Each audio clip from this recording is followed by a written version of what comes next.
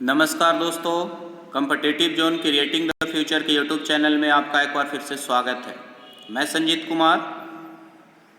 आज के इस वीडियो में बहुत ही VVI objective class 10th geography से लेसन तीसरा, जिसमें जल संसाधन के बारे में पढ़ना है।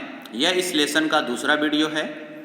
जो यूजर्स नए हैं वो भूगोल का सभी वीडियो अपने चैनल से अवश्य देख लें, साथ ही साथ इस चैनल को सब्सक्राइब भी कर लें।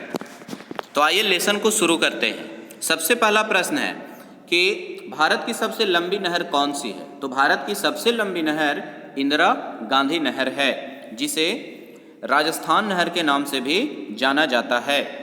ठीक है, और इस नहर को पानी किस नदी से प्राप्त होता है? तो सतलज नदी से इंदिरा गांधी नहर को पानी प्राप्त होता है।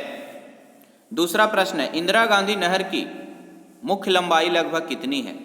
ठीक है, जो मुख्य नहर की लंबाई है वो 500 किलोमीटर है। इंदिरा गांधी नहर की मुख्य लंबाई लगभग कितना है? 500 किलोमीटर।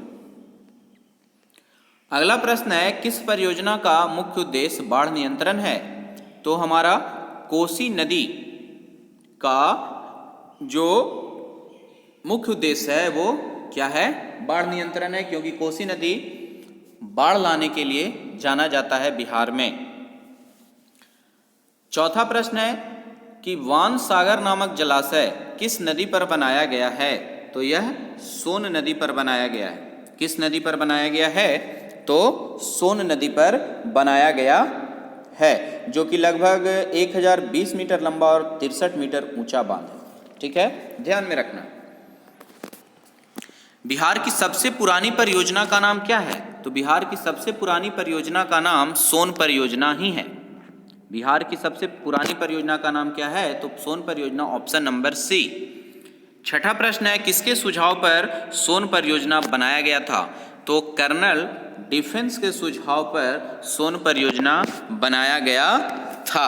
और इसी नहर से प्रेरित होकर 1903 ईस्वी में अमेरिका में सिंचाई तथा अंतर स्थलीय जल परिवहन के लिए उन्नत नहर प्रणाली का विकास किया गया था। ठीक है, ध्यान में रखना। अगला प्रश्न है कि इंद्रपुरी जलाशय परियोजना किस राज्य में है? तो इंद्रपुरी जलाशय परियोजना आपका बिहार में ही है। ठीक है, ये 1968 ईस्वी में इसका निर्माण किया गया था जल विद्युत उत्पादन के लिए, और जब बिहार का विभाजन हुआ तो इसका नाम बदलकर कदवन जलाशय रख दिया गया, इंद्रपुरी का। ठीक है, तो इंद्रपुरी जलाशय किस राज्य में है? तो बिहार राज्य में है। अब इसका नया नाम क्या हो गया है? कदवन जलाशय। ठीक है। आठवां प्रश्न है, 1874 ईस्वी में डेहरी ऑन सोन के पास सोन नदी से पूरब तथा पश्चिम के लिए नहर निकाली गई थी। दोनों नहरों की कुल लंबाई लगभग कितना किलोमीटर है? तो दोनों नहरों की कुल लंबाई लगभग 130 किलोमीटर है। ठीक है, दोनों नहरों की कुल लंबाई लगभग कितना किलोमीटर है? 130 किलोमीटर। और इसीलिए नहरों से सिंचित क्षेत्र को बिहार का चावल का कटोरा भी कहा जाता है ना, क्योंकि उन क्षेत्रों में उच्च कोटि का चावल का उत्पादन हो जाता है। नौवां प्रश्न है कि सोन की सहायक कौन है? तो सोन की सहायक नदी रिहंद नदी है। सोन की सहायक नदी कौन सी है? तो रिहंद जो है सोन की सहायक नदी है। अगला प्रश्न है कि भारत की सबसे बड़ी कृत्रिम झील का नाम क्या है? गोविंद बल्लभ पंत सागर झील।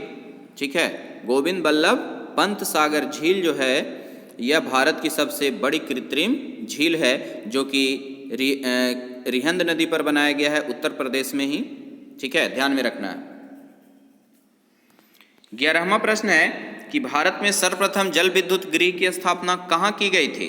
तो भारत में सबसे पहले जल विद्युत गृह का स्थापना कर्नाटक के शिवसमुद्रम में किया गया था।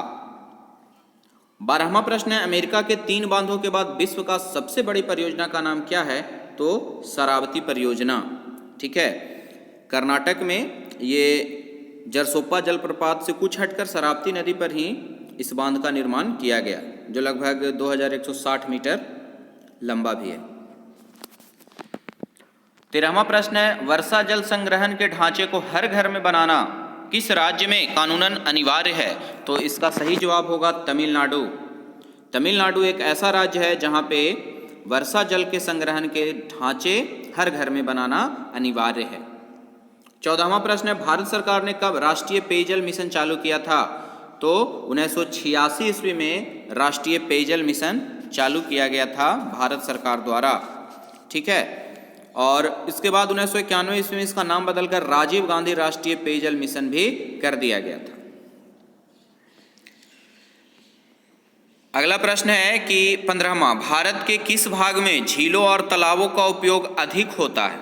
तो भारत के दक्षिण भारत में या दक्षिण भाग में झीलों और तालाबों का उपयोग अधिक होता है। 16वां प्रश्न है, किस नदी प्रणाली का जल सबसे अधिक उपयोग में आता है?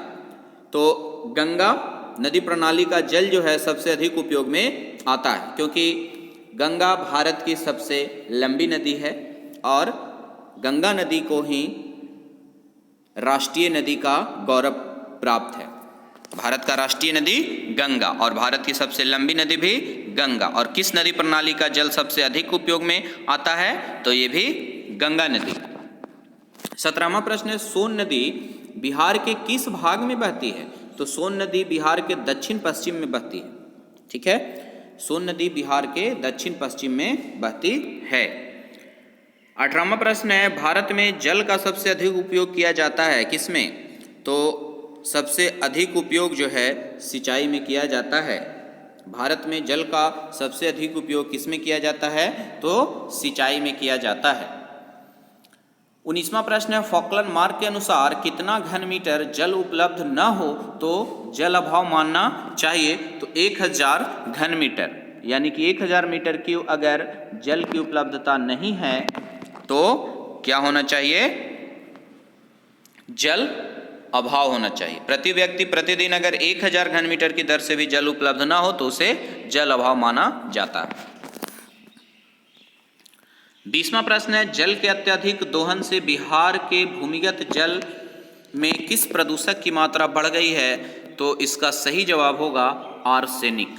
ठीक है, साथ ही साथ पश्चिम बंगाल के भी 8 जिलों में भूमिगत जल आर्सेनिक का प्रदूषण था।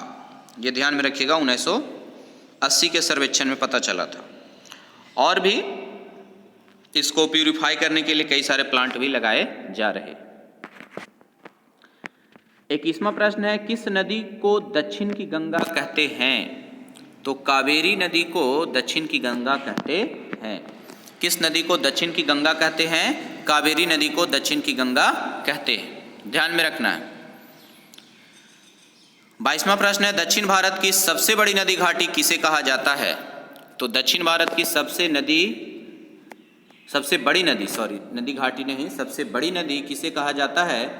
तो गोदावरी नदी को कहा जाता है। दक्षिण भारत की सबसे बड़ी नदी कौन है? तो गोदावरी नदी। 23वां प्रश्न है, देश के बांधों को किसने भारत का मंदिर कहा था? तो सब सही जवाब होगा Pandit Jawaharlal Nehru, option number C. देश के बांधों को किसने भारत का मंदिर कहा था? तो पंडित जवाहरलाल नेहरू ने। 24वां प्रश्न है, बिहार का शोक किस नदी को कहा जाता है? तो बिहार का शोक कोसी नदी को कहा जाता है, ऑप्शन नंबर ए। 25वां प्रश्न है, राष्ट्रीय पेयजल मिशन आरंभ में कितने जिलों में प्रारंभ किया गया था? राष्ट्रीय पेयजल मिशन जो है आरंभ में कितने जिलों में शुरू किया गया था? तो 55 जिलों में शुरू किया गया था। ठीक है, ध्यान में रखना है। 26वां प्रश्न है, दिल्ली में हौजे खास का निर्माण कब हुआ? तो 13वीं शताब्दी में हौजे खास का निर्माण हुआ था। 27वां प्रश्न है, भारत में मीठे पानी का सबसे बड़ा झील का नाम क्या है? तो बुलर झील, ऑप्शन नंबर सी।